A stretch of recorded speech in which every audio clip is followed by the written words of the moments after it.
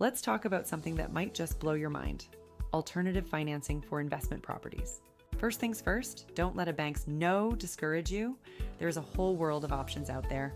Trust me, once you crack this code, growing your portfolio becomes so much easier and more predictable. Now here's a secret.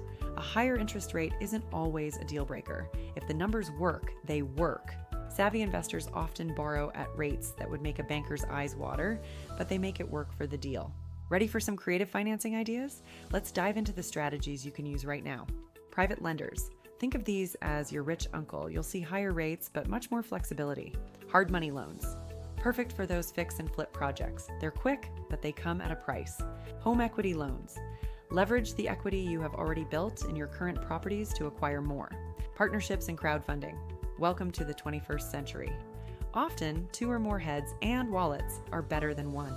Just remember, in Canada, co-investing must comply with Securities Commission regulations if you are advertising for partners. Seller financing or vendor takebacks.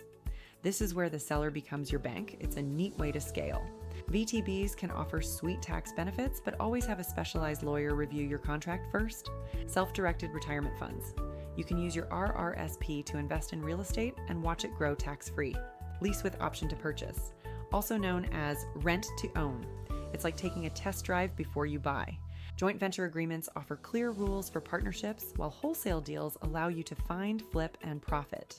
It is all about finding what works best for you, your specific goals, and your own risk tolerance. Please always get independent legal advice before jumping into any new investment loan. Your lawyer and accountant are your best friends in this game. I'll see you in the next lesson.